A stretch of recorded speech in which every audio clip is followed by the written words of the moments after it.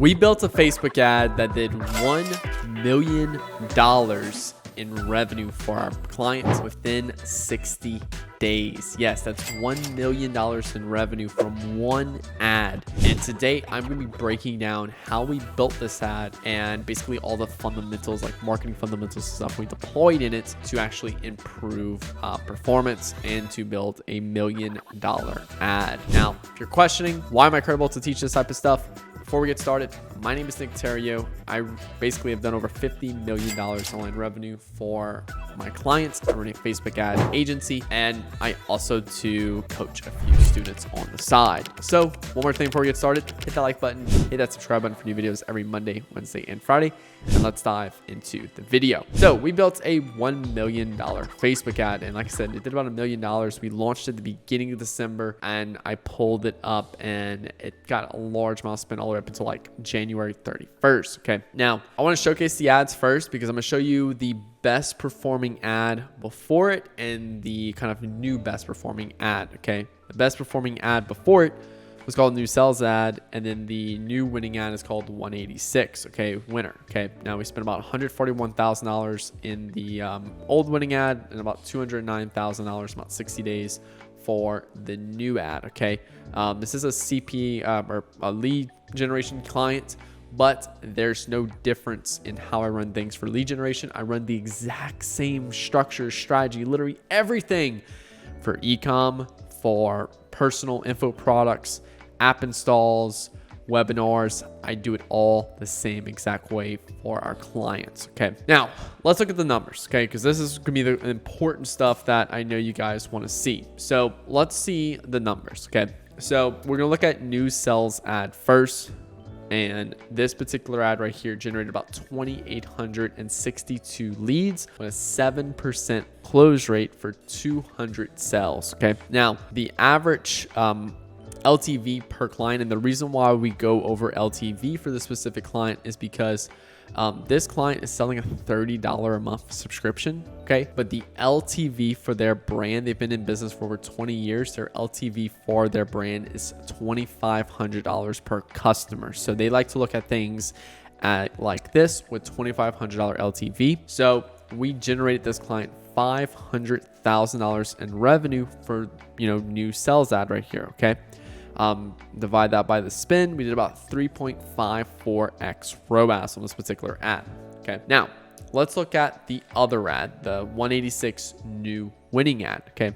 We did 5,200 leads with a 7% close rate. That's 364 sales. Okay. With a $2,500 LTV, we generated $910,000, almost $1 million in revenue for the business. Okay. Divide that by $209,000 to spend. We did about a 4.35x ROAS. Okay. So yeah, so that's basically what we did for this business. So what did we see improve? Well, our ROAS is significantly higher.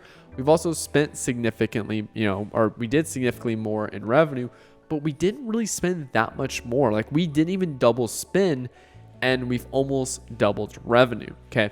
So like double spend would be about $300 or like $280,000, and we spent $209,000, but yet we did almost double the amount of revenue. Okay. You can also see CPL significantly cheaper, $10 cheaper at scale. And also too, CTR does not play effect at all in this, but CTR was higher. Okay. Let's go a little bit further to conclusion. Ad 186 was able to make the business $400,000 more in revenue because it was able to spend more at scale with a lower CPA. So this is also very important right here. It was able to spend more at scale. Okay. This is huge. Okay. Because you can see right here, we were pushing on about $140,000 to spend on this new sales ad. And this particular ad right here was starting to get capped. I mean, we were doing almost a $50 CPL. We were struggling. We couldn't really break through that spend barrier until the way I'm going to show it to you in this particular video. Okay. But we took a whole new approach for 186 and we generated a cheaper CPL at a much higher level of spend. And like I said, generated almost $400,000 more in revenue for that business. Okay. So what made ad 186 a winner, you may ask? All right. And it definitely wasn't ABO or CPO. It, wasn't the way we increased budget. It wasn't dynamic ad set or not. It wasn't lookalikes, interests, or broads, Advantage Plus campaigns. It wasn't any of that, because none of that affects the messaging and the creative. Okay. And that's what so many of you guys can't understand. I want to strangle all you motherfuckers in the comments are like, Nick, I'm spending $10 a day. I tested 5 ads and I've been running ads for 2 years. Should I do 30% or 40% increase to increase budget? I'm like, what the fuck? Focus on better ads, bro. Too many of you like focusing on the wrong things in the account. Okay. We focus purely just on the creative and we made $400,000 more in revenue for the business. Do you not see it there? There's a correlation there. Okay. So it all came down to messaging. All right. Messaging drives the copy, messaging drives the creative. It comes down to the message you want to communicate to the consumer. Okay. As an advertiser, all you're doing is amplifying a message. That's it. All right. So we needed to focus on the messaging. All right. Now, if you do want to know how we did the ad account structure and you're curious about all that, then just go watch this video, Broad Targeting Dynamic Creatives. It's going to teach you everything you need to know about the ad account structure side. All right. But those who want to know how to become a more advanced marketer, keep watching. All right. So first off, let's look at the problem. All right. The problem is that our old winning ad, new sales ad, was in a problem-aware market. All right. And we had been spending in a problem-aware market for a long time. As we increased spend and tested over 100 unique creatives, we knew we needed to expand our market size. So we tested about 100 unique ads in problem-aware market. Okay. That's unique creatives, all very different. Okay. Half of you guys would have tested 3 ads and been like, Nick, should I go to solution aware or unaware market now? We've tested over 100 unique ads in a specific market and couldn't get that revenue lift we wanted. So we knew we needed to go to a larger market size. Okay. All right. We were here, problem aware. We needed to go to unaware, a larger market size. It'd be fool's game to go solution aware because we're already spending so much. And also too, the problem this product solves is not that widely known. So we're already in a small problem aware market. All right. So solution, expand into an unaware market. Hardest market to open, but provides the highest level of scalability. All right. Something else I want to show you guys. All right. Because a lot of you guys think, hey, if I'm going from unaware to if I'm going from problem aware to unaware, do I need to include more problem aware ads in ad set or more solution aware ad set to also counter it? 186 right here opens an unaware market and it gets a significantly cheaper CPL. Okay. Why? Because we did a damn good job as being a marketer to actually be able to open that market. It is a harder market to open, but you still expect the same CPA or CPL you need for your business to make it functional. Okay. We just did a damn good job at opening it. Okay. And I'm going to show you how we did that too. All right. One ad takes the people through the whole sales process. All right. That's also another key thing there. All right. So there's a few things I want to talk about. Now, next one, unaware market rules. Okay. So now you know we need to open up an unaware market. Okay. So first off, let's look at the don'ts. What do you not do in an unaware market? Okay. This is very important here. Okay. 1, talk about price. Do not talk about the price of your product. Don't even talk about your product. Don't talk about the function of your product and don't talk about the desire of your product. Okay. That's it. Cannot talk about any of that in the first half of the ad. Okay. The second half of the ad, you can. Yes. You're more than welcome. You can. And you will see exactly how I did that. Okay. Do's for the beginning of the ad. Okay. Focus on the state of mind your market is in at this particular moment. Okay. So you just focus on the mindset. All right. You do heavy detailed research to be able to figure out what that particular mindset is. Okay. Focus on the state of mind. What emotions, what thoughts, what are the thoughts and emotions going through their head right now? That's where you need to reach them at. Okay. Second way is echoing an emotion, an attitude, or dissatisfaction that picks people out from the crowd. So you need to be able to identify people and call people out from the crowd. Really important there. All right. Now let's look at the different approaches to be able to open an unaware market. Okay. Number 1, giving words to a hidden dream. Okay. These are the people who, maybe fantasize about getting rich and stuff like that. And you can start off an ad with like getting rich and stuff, but you focus more specifically on why they want to get rich. Maybe they want to get rich and sit at home all day and play Xbox. Okay. I don't know, some shit like that. Exploiting a hidden fear. Okay. There's a lot of hidden fears we have. All right. Now these are fears that we're not openly willing to admit to, but we do have them. Okay. Sometimes I still have a fear of flying. Not going to lie. I don't admit it to anyone. Don't do anything like that. But if I see an ad like fear of flying or talking about fear of flying, I'm probably going to watch it. Common resentment or unvoiced protest. Okay, this is something that, again, protest, something I don't like. Resentment, something I don't like, that is unvoiced, isn't shared publicly or anything like that. Ultimate triumph that the prospect will identify with. What's a really big win that I would identify with? Okay. Yeah, they used that in the person that said, when I sat down at the piano, they all started laughing, but when I started playing, the room was silent or something like that. Okay. You simply just want to pick one of these and focus purely on the emotional mindset of your prospect. Okay. So let's look at the how now. Okay.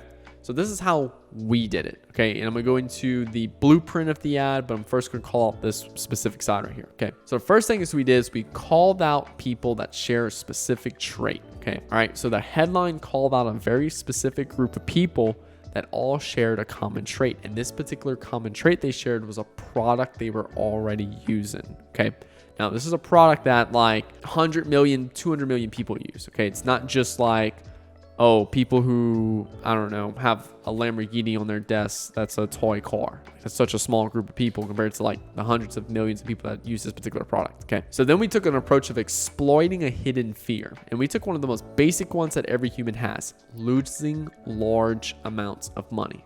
Like literally every person, imagine right now your bank account and imagine it 50% less. You would feel some fear right now. Okay. This was able to help us grab their attention. And then we really made them listen by showing them the money they could lose. Okay. So we're not even talking about that product. We're simply just calling people out. We're articulating them why they need to freaking listen because they could lose a lot of money.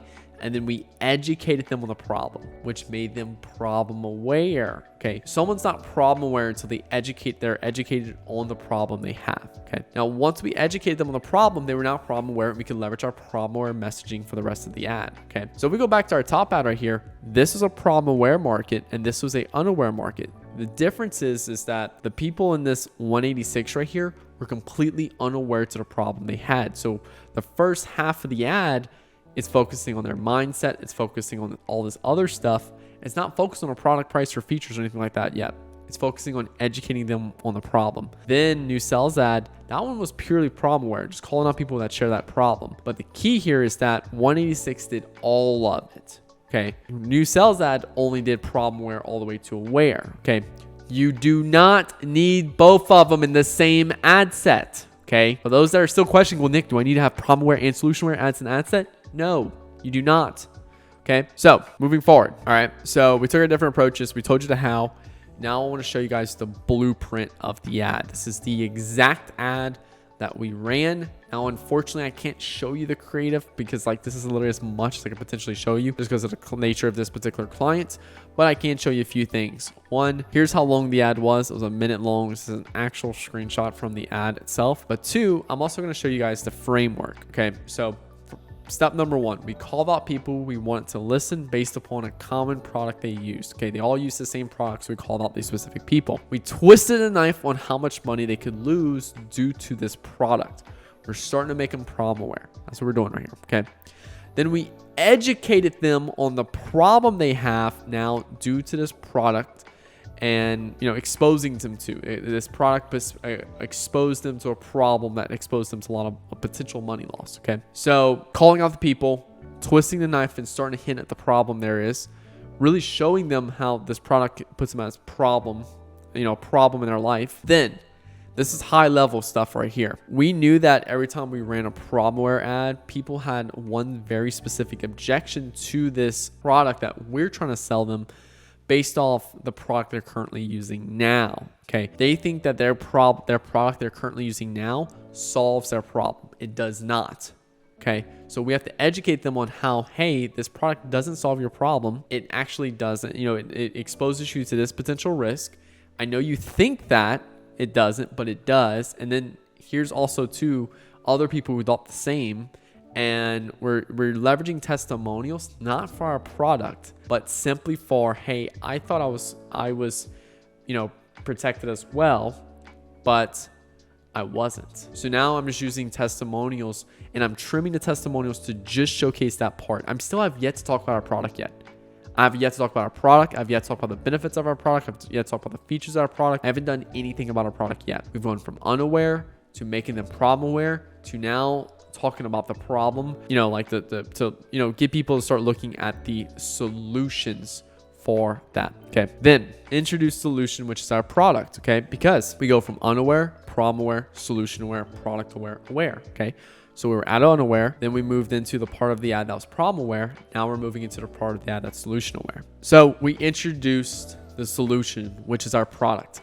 A lot of you that are struggling in Facebook ads, you guys live here. All you do is saying is, here's my Lamborghini. You want Lamborghini toy car for desk? Here it is. It's cool. It's green. It's die cast. Get it now. 50% off. That's how you guys look. That's how you guys look right there. And that's where we're about 35 seconds in. Actually, when I took the screenshot, we were at how the product works. So this is about 30 seconds in. The first 30 seconds of the ad is formulating the proper messaging and the proper thoughts I want people to have before we introduce our product as a solution. Okay. This is why we can spend a lot more than a lot of our competitors in the ad agency world, because we understand these type of things with like markets and how to open these markets. Okay. People who do not look like this, they sit down and say, hey, here's our product, buy it. And that's not where you want to be. Okay. If you want to scale and grow faster, it involves opening markets you're not already in and opening up those messaging in the right way needed. Okay. You know what maybe bought this car? Because my mentor was like, I like to keep things on my desk that remind me of what I want in life. He didn't say, hey, Nick, here's the Lamborghini and something like that. So you could start off an ad with saying something, literally that sentence right there. Boom. Now, what objects would I want on my desk? Then here's your Lamborghini. Okay. Next thing. After we introduce the solution, which is our product, and just like maybe one benefit of our product, which is the main benefit people want, then we introduced how the product works. Okay. Another huge part that people miss is that they don't talk about how the product works. Okay. The key thing with how the product works is that this is the logical part of the ad that completes that logical loop in the brain. Okay. So we've hit the emotion. We've hit like a couple of things that like, oh, I'm listening now. And then now we introduce the solution and it's like, how does it work? And a lot of you guys just go, here's our product. Here's about your testimonials. But it's like, wait, how does the product work? Okay. If you don't complete that logical part, you're missing out on a ton of money right there. Okay. Then we go into testimonials, and all the testimonials are carefully cut. I cannot stand people who use, yeah, this is a great product. I hate that. Okay. If you're going to use a testimonial, use something that adds value to the ad. Okay. I've been wanting a Lamborghini my whole life, and while I can't afford it, this is the next best thing ever. And every day I look at this thing, I'm just like, it makes me want to make significantly more money. And I've been seeing like really great progress in my business with that extra motivation every morning. That all of a sudden made this thing sound a lot better. Okay. Then it was a great product. Then your call to action. Okay. Again, a lot of you guys live right here. Introduce product as solution, testimonials, call to action. That's how a lot of you guys ads look like. Okay. But because we opened an unaware market, we went unaware, called out those people we wanted. We started making them aware of the problem, which happens between these two. Then once we made them aware it's a problem, we started talking about the different ways to solve that problem and led into the solution. Then after we got to the solution, we started to go into the product aware part, which is why do you have the best product? Okay. So product aware is, let's say there's 10 different brands selling these toy Lamborghinis right here. Which one makes the best one? Which one's die cast? Which one has the best shipping rates? Which one has the best customer reviews? Which one has, maybe other cars, maybe other colors and options and stuff like that? Those are very deep product aware questions that I'm looking at. Then aware. Hey, you want a Lamborghini? Here you go. Get it now. 10% off. Whatever. Okay. So we fit all of this information in a minute and 8 seconds. And this is the exact data. I took a screenshot for you guys that we ran to do over $900,000 by opening an unaware market. Okay. Now look, you might be in a solution aware market right now. Okay. You don't necessarily need to open an unaware market. Okay. You might need to be in a solution and you need to open up a problem aware. Shit. I just did an ad account audit and all their ads were in aware. Okay. All of their ads. They're a brand that spends like $100K a month on Facebook ads, getting a 1x ROAS, and they're stuck. Why? I look at all their ads, they're all aware targeting, or like aware messaging and stuff. Okay. They're not even showing how their product's better. Okay. They're not even showing how their product's the perfect solution for what the problem is. They're not even showcasing the problem. Okay. Then they're not even calling out the identity of their market that they want to buy the product. Imagine if they went through all these stages correctly what potential benefits and how much that could impact their business in that case. So yeah, next steps is that after we built out all this messaging and basically the blueprint, we went through our kind of like our SOP on how to build our rough draft, which you can just go right here on how to plan out a Facebook ad concept 2023 tutorial. It'll take you exactly through that. But just a few closing thoughts right here. 90% of the brands I audit and work with us, they are so limited by the messaging and they're using and targeting the wrong markets. Okay, all of my ad account audits, I spend like this much on the ad account itself. This how much I spend on the messaging and seeing what messaging is going to work the best for their brand. And then you get that ad account audit that's nice and put together. You can literally take action from that and immediately start applying to your brand, or you have the option to work with this if you choose. Okay, that's one of the strategy sessions I do, which if you click link below, have Nick Theriot run your ads. You have to be doing at least $50,000 a month. We work with brands doing $50K a month all the way up to a couple $1 million a month in revenue. Work with a lot of variety of brands, but due to how much we charge on a monthly basis, you have to be doing at least $50K a month for it to make financial sense. Just complete transparency, unless you're like a millionaire and like multi-entrepreneur and you have a lot of cash in the bank and you're looking to deploy into a brand. Okay. Also too, messaging plays into belief, desire, and identity, and all of them have to be correct for your ad to flourish. So just full transparency on that as well. Cool, guys. That's pretty much it. This was a pretty fun one, very different than what we typically do. So let me know, drop some comments below what you guys think of it. Make sure to hit the like button and hit that subscribe button for new videos every Monday, Wednesday, and Friday. My name is Nick Theriot. Talk to you guys later. Peace out.